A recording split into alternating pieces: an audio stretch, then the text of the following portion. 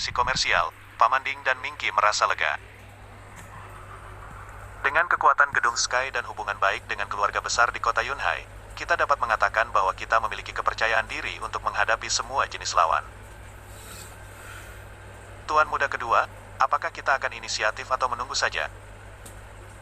Pada saat ini, Pamanding, yang sedang menunggu di samping, bertanya. Mari kita lihat situasinya dulu. Desta tertawa dan berkata, dengan kekuatan kita saat ini, tidak perlu masuk ke dalam pertarungan di awal. Ketika saudara-saudari menghilangkan beberapa yang tidak memenuhi syarat, belum terlambat bagi kita untuk bertarung lagi. Babak pertama kompetisi akan berlangsung selama sebulan. Jangan khawatir. Mendengar ini, Pamanding dan Mingki sedikit mengangguk. Mereka juga merasa bahwa jika mereka beraksi terlalu dini, selain mengekspos kekuatan mereka sendiri, tidak ada manfaatnya. Jika mereka terlalu mengancam anak-anak Chu lain, apa yang harus mereka lakukan jika mereka bergabung dengan yang lain? Bukankah itu akan membuat masalah untuk diri mereka sendiri? Tapi mereka tidak ingin inisiatif, bukan berarti anak-anak Chu tidak mencari masalah dengan mereka. Hari kedua setelah babak pertama kompetisi dimulai, Desta menerima telepon dari Pamanding. Pamanding, ada yang bisa dibantu?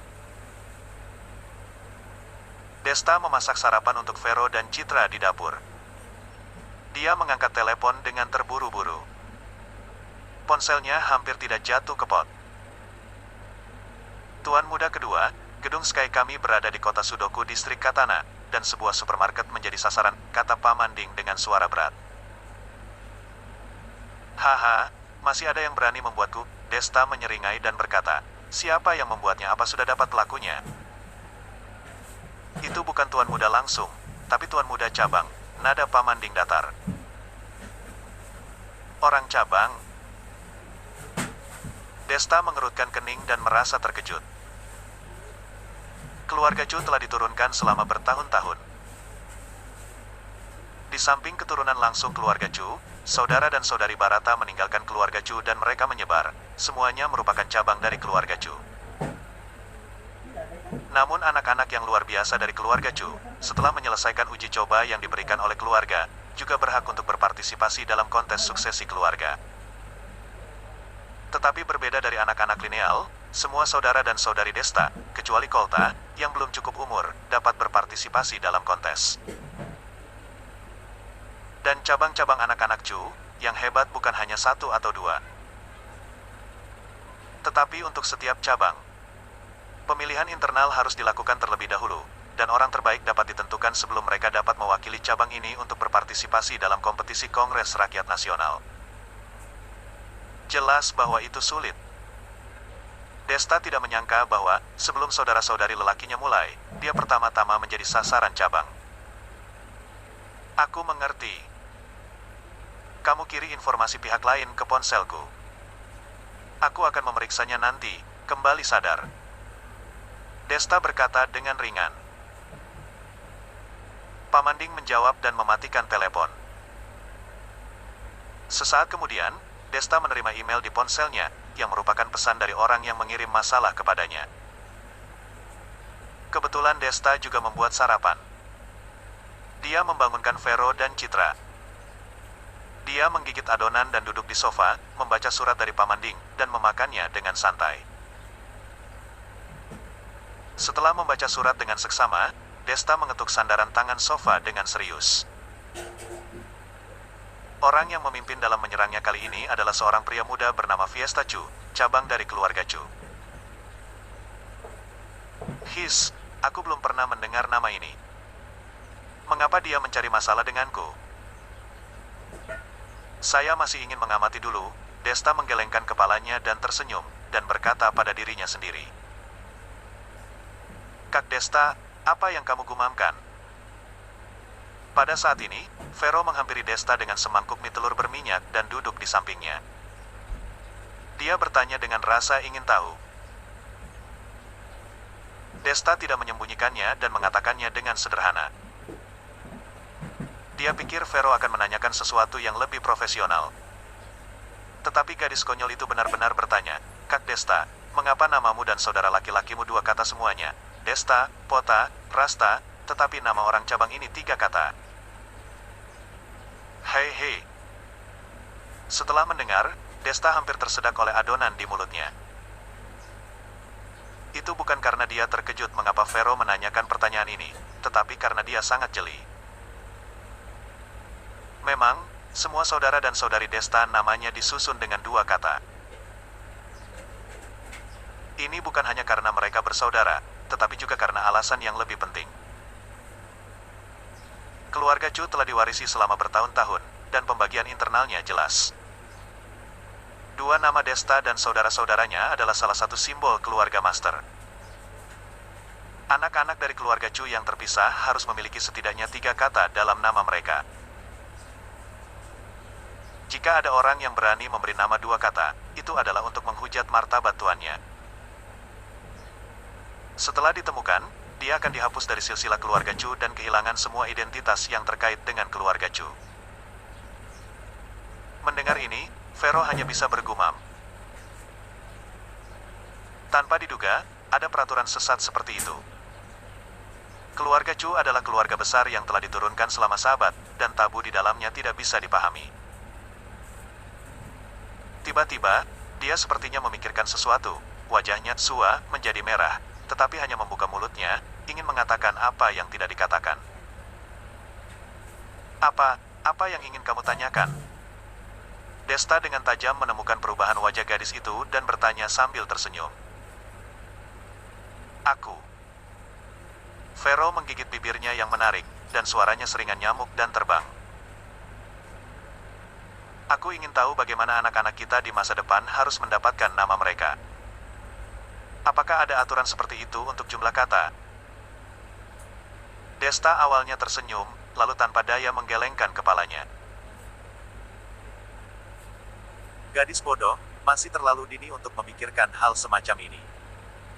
Kamu harus melihat apakah aku menang dalam kontes suksesi ini. Jika aku menang, aku akan menjadi kepala keluarga Chu berikutnya. Maka nama anak-anak kita akan menjadi dua karakter, dan anak-anak saudara laki-lakiku juga dapat menggunakan dua kata, tetapi hanya untuk anak-anak mereka. Ketika cucu mereka berada dalam generasi itu, mereka akan dipisahkan, dan namanya tidak boleh dalam bentuk dua karakter. Susah untuk dijelaskan hal semacam ini. Setelah dijelaskan, bahkan Desta merasa sedikit rumit. Namun, seperangkat aturan ini dapat menyebar dalam keluarga Chu selama 100 tahun, berarti itu memiliki alasan tersendiri. Misalnya, mengapa pewaris dapat mempertahankan identitas tuan lebih dari anak-anak tuan yang gagal? Saya khawatir jumlah anggota keluarga terlalu besar untuk mengancam status keluarga angkat. Oke, kamu dan kakak Cit bermain di rumah. Aku akan pergi ke distrik Katana, habisin sisa adonan goreng dalam satu nafas. Desta bangkit dan berkata. Untuk pertama kalinya, Desta masih ingin melihatnya secara langsung. Jika dia menemukan bahwa kekuatannya rata-rata, dia akan langsung kembali ke pemerintah dan menyerahkannya kepada bawahannya. Jika itu menarik, dia tidak keberatan membicarakan senioritas secara langsung. Seharusnya sepupunya Fiesta bersenang-senang. Ngomong-ngomong, ini baru permulaan permainan, jadi tidak ada yang akan ikut campur dalam kompetisi orang lain saat ini, karena begitu mereka memasuki permainan, itu berarti mereka juga rentan terhadap musuh. Desta tidak khawatir ada yang datang mengganggunya. 1. Kota Sudoku tidak jauh dari kota Yunhai, mengemudi di jalan raya kurang dari 1 jam. Distrik Katana dekat dengan perbatasan kota Sudoku, jadi Desta tidak butuh waktu lama untuk sampai ke distrik Katana. Sepanjang jalan, Desta langsung menuju tempat parkir di depan mall. Mall ini disebut Sky Heaven Square. Ini adalah salah satu industri di bawah gedung Sky. Itu dianggap sebagai plaza komersial terbesar di distrik Katana. Desta baru saja turun dari bus, dan dikejutkan oleh kerumunan yang ramai dan suasana yang semarak. Tanpa banyak berpikir, dia berjalan langsung ke mall. Hal pertama yang harus dilakukan sekarang adalah menemukan pengurus Skyhaven Square, menanyakan kepadanya apa yang sebenarnya terjadi dan apa yang telah dilakukan Fiesta terhadap mal ini. Dalam pesan itu, mereka tidak menjelaskan apa yang terjadi. Diperkirakan waktu itu mendesak. Mereka tidak memiliki kesempatan untuk menjelaskan dengan jelas. Halo, di mana kantor orang yang bertanggung jawab atas pusat perbelanjaan ini? Berjalan ke petugas keamanan, Desta bertanya dengan sopan. Siapa kamu? Apa yang akan kamu lakukan dengan pengurus kami? Desta berpikir bahwa seharusnya tidak ada masalah hanya menanyakan jalan. Tapi ketika suaranya turun, petugas keamanan itu bertanya dengan nada waspada. Pada saat yang sama, aku juga menatapnya dengan kewaspadaan, seolah-olah dia akan membahayakan orang yang bertanggung jawab atas pusat perbelanjaan. Aku datang dari kota Yunhai. Kamu bisa melaporkannya secara langsung. Pengurus harusnya mengetahui identitasku. Desta tersenyum tak berdaya, terus berkata. Laporan apa? Melihat penampilan familiar Desta, wajah penjaga keamanan itu tiba-tiba menunjukkan ketidaksabaran. Pengurus tidak ada di sini hari ini. Kamu datang saja di lain hari. Ini benar-benar aneh. Siapapun yang datang ke sini ingin jumpa pengurus. Benar-benar berpikir pengurus itu tidak ada kerjaan. Hari-hari hanya untuk melihat kalian yang mencari masalah. Setelah berbicara, petugas keamanan berbalik dan ingin pergi. Desta dengan cepat menghentikannya. Tunggu sebentar, dengar yang kamu maksud. Apakah ada banyak orang yang datang untuk jumpa pengurusmu, dan masih datang untuk mencari masalah? Jika tidak, petugas keamanan memutar matanya dan melengkungkan mulutnya dan berkata, jangan berpura-pura tidak tahu. Pengurus kami telah jelasin dengan sangat jelas bahwa kecelakaan itu bukan masalahnya. Dia telah mengalidayakan kegiatannya kepada orang lain. Mengapa kalian selalu mencari masalah dengan kami? Setelah mendengar ini, Desta sepertinya mengerti mengapa Fiesta akan mengganggu dia. Ada kemungkinan besar bahwa dia tahu entah dari mana bahwa ada kecelakaan di Skyhaven Square, dan ingin mengambil kesempatan ini untuk menangani masalah tersebut. Begitu reputasi Skyhaven Square busuk, status dan pengaruh gedung Sky yang sangat berpengaruh akan sepenuhnya memperbaiki Skyhaven Square, tetapi itu akan menghabiskan banyak tenaga dan uang. Entah meninggalkan pion dan menjaga komandan, secara langsung menendang Skyhaven Square dari gedung Sky, untuk memastikan bahwa reputasi gedung Sky tidak terpengaruh. Jika itu adalah yang pertama, kekuatan Desta akan terpengaruh. Dan jika itu yang terakhir, dia bisa mengambil keuntungan dari Skyhaven Square. Ini tidak hanya bisa melemahkan kekuatan Desta, tetapi juga meningkatkan kekuatannya. Itu bisa membunuh dua burung dengan satu batu. Ada pepatah yang mengatakan bahwa lalat tidak menggigit telur tanpa cacat. Kupikir itu karena aku terlihat seperti pengganggu. Orang itu menatapku. Aku tidak berharap ada masalah di sisiku sendiri. Aku benar-benar tidak bisa menyalahkan orang lain. Desta mencibir, berbalik dan meninggalkan supermarket. Berjalan ke kios koran di pinggir jalan. Desta dengan santai membeli beberapa koran dari periode sebelumnya, membeli sosis dan sebotol teh hijau, dan duduk di tangga batu di jalan, membaca sambil makan. Dia sibuk membaca materi di pagi hari, sarapan hanya adonan goreng. Sekarang dia lelah dan sedikit lapar. Dengan santai membuka beberapa periode koran, Desta akhirnya menemukan apa yang dia cari. Pada tanggal 8 April Skyhaven Square di Jalan Hibara memenangkan hadiah utama. Hasilnya adalah kebakaran terjadi di tempat kejadian. Adegan kebakaran yang tiba-tiba menyebabkan 3 kematian dan 10 cedera serius. Setelah itu, unit bertanggung jawab atas kegiatan kontrak.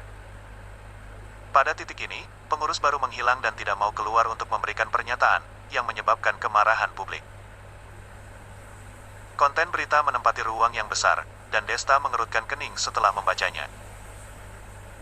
Kegiatan promosi semacam ini untuk menarik pelanggan akan diadakan di pusat perbelanjaan umum. Tetapi semua pusat perbelanjaan akan memperhatikan satu poin utama, yaitu melakukan pekerjaan dengan baik dalam langkah-langkah keamanan. Apa yang terjadi ketika kebakaran menyebabkan kematian atau cedera?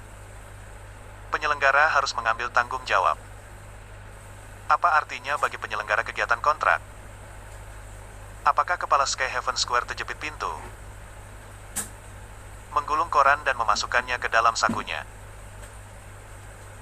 Desta menghabiskan sosis dalam 2 gigitan, dan hendak pergi ke Skyhaven Square lagi untuk menemukan orang menghilang yang bertanggung jawab. Pada saat ini, seorang wanita jangkung dengan rambut panjang mengenakan kacamata hitam tiba-tiba berjalan ke arahnya. Dia memakai sepatu hak tinggi di bawah kakinya dan menggoyangkan pinggangnya dari sisi ke sisi saat dia berjalan, dengan kurva yang menarik. Desta mengira dia baru saja lewat dan hendak memberi jalan.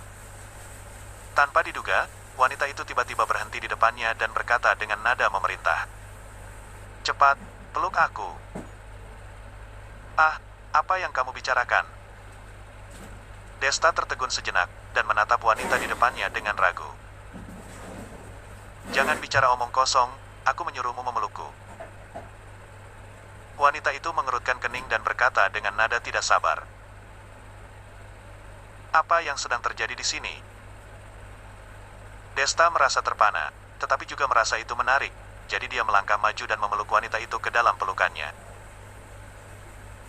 "Hei, kamu memeluk ya memeluk, tanganmu sopan sedikit, jangan meluncur ke bawah." Saat Desta memeluknya, wajah cantik wanita itu memerah, dan dia memperingatkan dengan suara dingin. Desta mengangkat alisnya dan tertawa kecil. "Wanita cantik, kamu dengan tidak jelas, datang saja dan peluk aku, membuatku penasaran dengan niatmu." "Siapa kamu?" "Kamu tidak perlu peduli siapa aku." Nada suara wanita itu masih acuh tak acuh. "Aku baru saja melihatmu duduk di sana dan membolak-balik beberapa surat kabar. Kamu seharusnya mencari pekerjaan. Maksud kamu apa?" Desta mengangkat alisnya, dan ternyata wanita ini telah mengamatinya untuk sementara waktu. "Itu tidak menarik. Hanya saja tidak mudah bagi lulusan perguruan tinggi sepertimu untuk menemukan pekerjaan yang cocok. Aku punya pekerjaan siap pakai di sini. Aku punya gaji bulanan 100 juta rupiah. Aku punya mobil dan rumah. Liburan banyak per bulan dan pekerjaannya sedikit. Bahkan secara umum, kamu hanya memiliki pekerjaan ketika saya mencarimu. Apakah kamu berani? Pekerjaan yang bagus ini, apa kamu berkaitan dengan promosi?" Desta tersenyum dan bertanya dengan lugas. Alis wanita itu mengerutkan kening. Nadanya yang tidak sabar mengungkapkan. "Kamu boleh tidak perlu percaya padaku, tetapi kesempatan itu cepat berlalu. Katakan saja kamu menginginkannya, jika kamu mau, aku akan segera mentransfer uang kepadamu." "Tentu saja mau, itu bodoh kalau menolak pekerjaan yang bagus ini. Katakanlah, apa yang kamu ingin aku lakukan?" kata Desta buru-buru.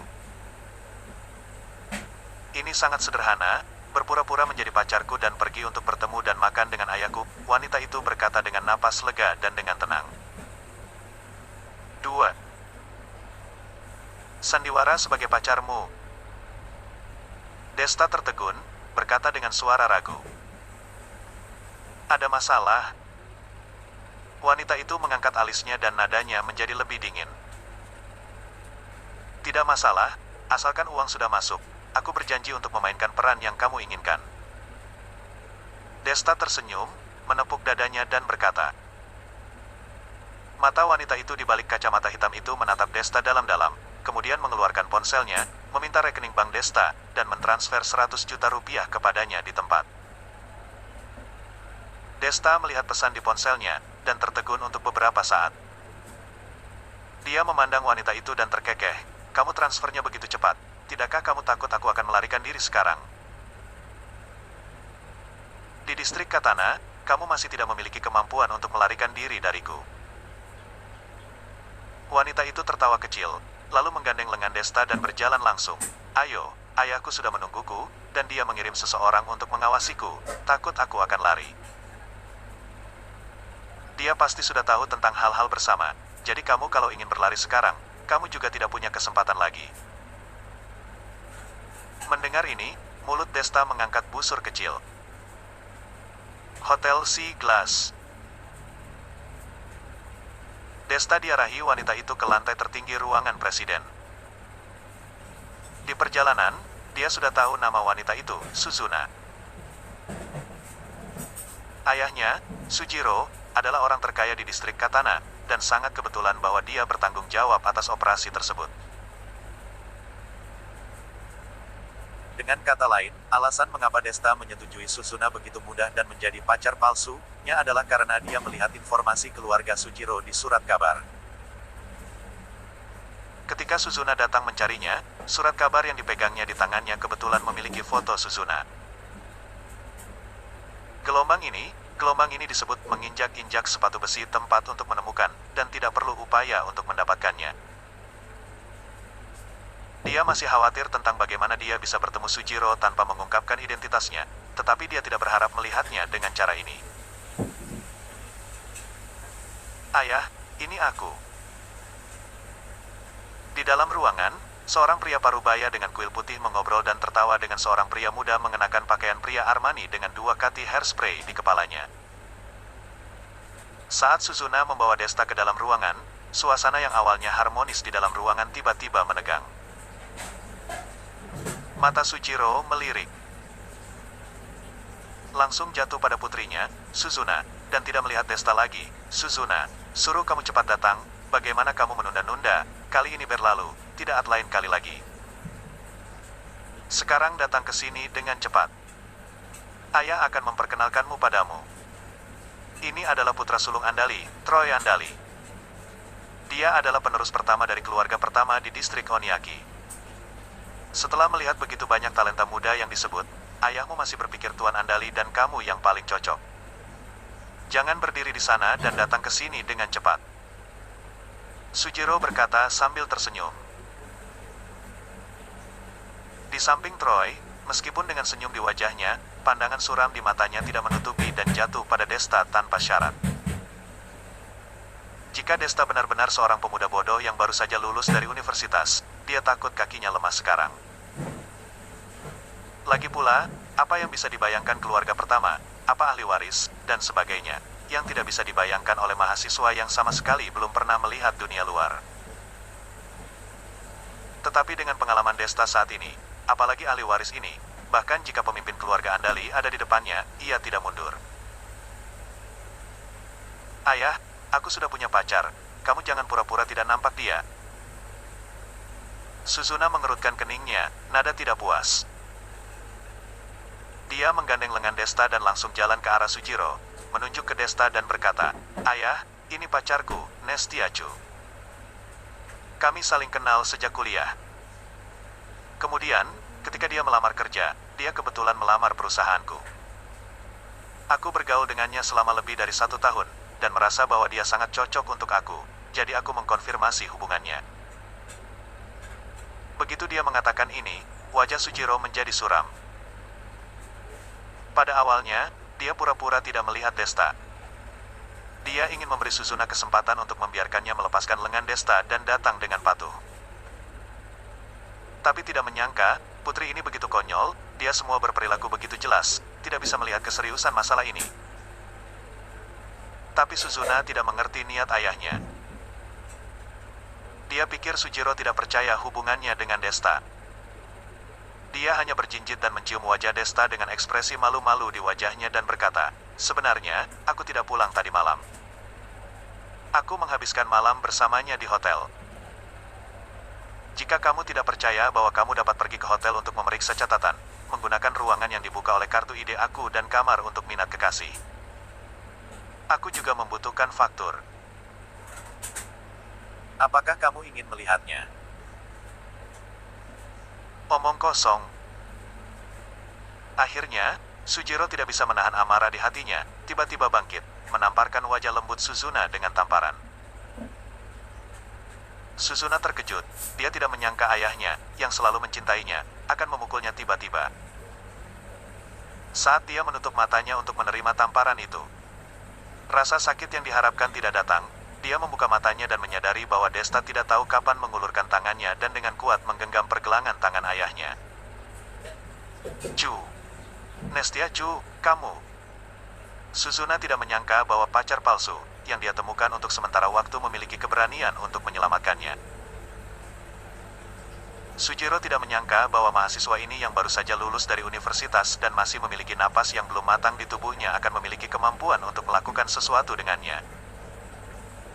Kelinci kecil, kamu mencari mati. Sujiro memelototi matanya, merah di matanya, mendesis rendah. Pak Tua, kamu bisa berbicara tentang apa saja, tetapi tidak baik untuk menggunakan tangan. Desta terkekeh, dengan sedikit keceriaan di wajahnya. Barang yang tidak tahu hidup atau mati, kamu tidak bersalah pada awalnya, dan ingin membiarkanmu pergi.